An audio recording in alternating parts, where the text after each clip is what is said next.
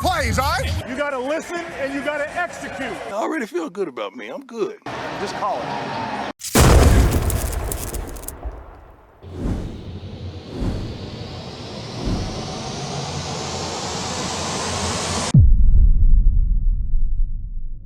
What's going on? This is Coach Marcus, Pro Fan Talk.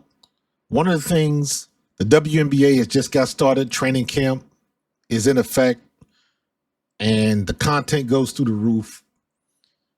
Everybody's getting leaked, and all these things are happening. And this is the same thing that happens in baseball. It's the same thing that happens in football and the NBA. And I say the same thing every year. Pump your brakes. Pump your brakes. All the content creators are going ham on every little thing that happens in camp. And it's like, it's not that big a deal. The women are just getting in camp, learning each other, getting used to each other, learning how we play, learning what your teammates' strengths and weaknesses are, who's fast, who's not, just getting comfortable with other people on the court. And everybody is so gung-ho that the season started. It's like every little simple thing, everything goes ham. Caitlin Clark hits a three-pointer, and she's in mid-form already, and they looking to take the title. And it's like everybody's looking to take the title, and everything is a paper tiger until they actually get on the court against someone else. But I understand things. Everybody's excited. You know, everybody's excited. They're trying to see the next thing, and they're trying to see, what's really going on and what's really going to happen and how everybody's doing. The stuff with Angel coming off of Unrivaled with her wrist injury, but seems to be nothing with it right now. She's okay. She's in camp.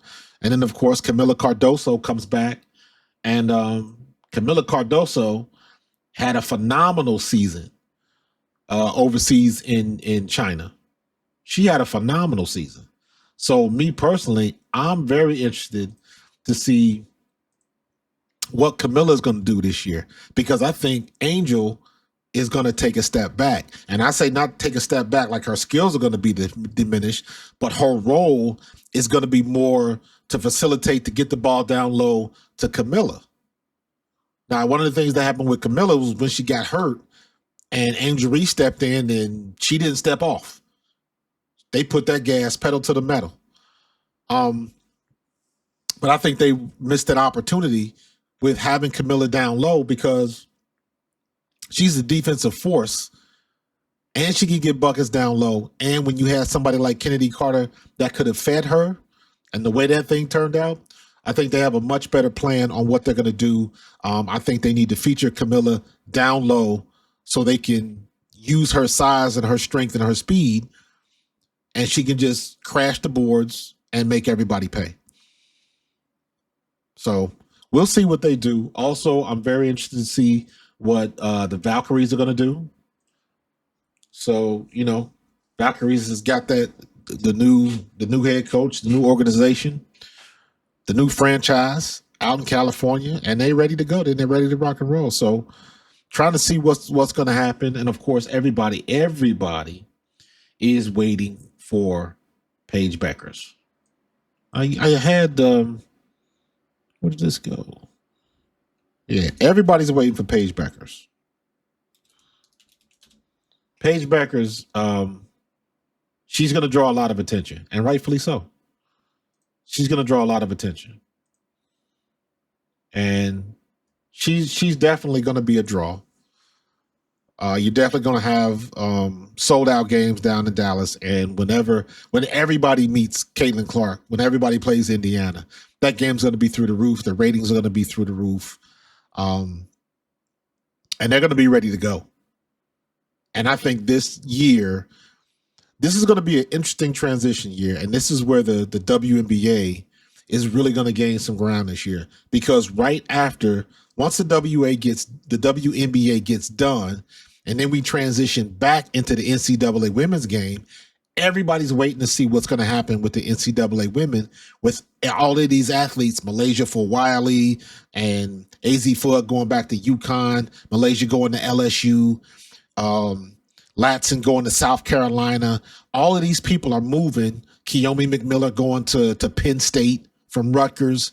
So everybody's going to be so interested in NCAA basketball. So the momentum that the NCAA women's had going to the W is shifting right back. So the W is going to lead right back because everybody wants to see what's going to happen. The viewership for the WNBA this year is going to be off the charts. It's going to be really, really good. And the NCAA women's game next year is going to be through the roof because everybody is going to want to see what these NIL deals, how they work out, how they make out. But right now with the WNBA, everybody is a draw. Everybody's waiting to see what's going to happen with Caitlin Clark. Everybody's waiting to see what's going to happen with Paige Beckers. Angel Reese is still – Chicago is a much, much different team. They're going to operate and they're going to play much differently than they did last year.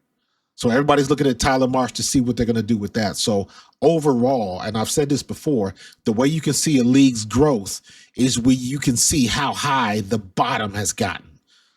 Last year was the peak with Caitlin Clark. Now it comes down a little bit, but where it starts to go back up, that's where you have a new bottom. And that new bottom is above where it was last year. That's when you really see the growth of the league. And I think they are trending in the right direction. That's what they want to do. That's what they have. They got the star power now. Caitlin Clark is a star. Angel Reese is a star. Paige Beckers is a star. And they got more coming. They got more coming. AZ Fudd's going to come out next year.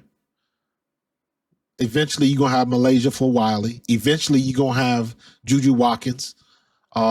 So you've got all of these Silas Swords is coming. Toby Fournier is coming. You got all of these young women coming into the league, and everybody is going to be watching. So the WNBA has got to put their best foot forward this year. They got to get on top of the social media stuff. Even this year, with the way the WNBA draft went, a lot of people still weren't happy with that, but it is what it is. That's water under the bridge now. So I think what they got to do is, they might need to take some lessons from Unrivaled or whatever they got to do, because Unrivaled had social media on lock. They better tap into Caitlin Clark and Angel Reese and Rickea Jackson and Cam Brink and all of these women in the W that's already got a ridiculous amount of followers on social media and TikTok and Instagram and all that types. Use every avenue you got and make the connection. They ain't all got to be enemies. They can be enemies on the court. But when you're trying to promote the league, get that out there. Let them do what they got to do. But I'm really looking forward to this season, ready to get it on and popping. It's going to be fun to watch. And I'm going to buy my merch, and I'm going to be invested. I'm going to give my money to the league, and I'm going to support. Because now I'm a fan. So stay tuned. There's going to be more content coming. Check me out on Pro Fan Talk. But more importantly, check out all the basketball content, women's basketball content, on my new channel, Pro Fan Hoops. It's ball time.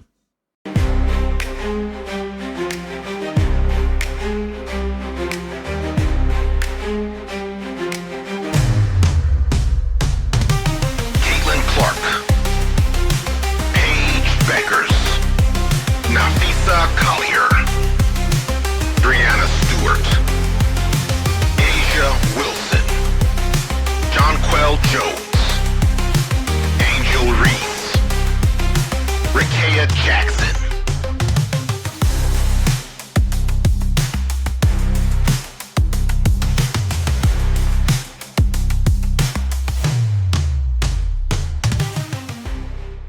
Hey, this is Coach Marcus for Pro Fan Talk, and the WNBA season has begun. With training camp started, we get a chance to see all of the content that's being created by the teams for all of the rookies and returning players in camp, ready to get it on. And I am ready to get it started. Check out my new channel specifically for women's basketball, NCAA basketball, and the WNBA, Pro Fan Hoops. You can find all my content here.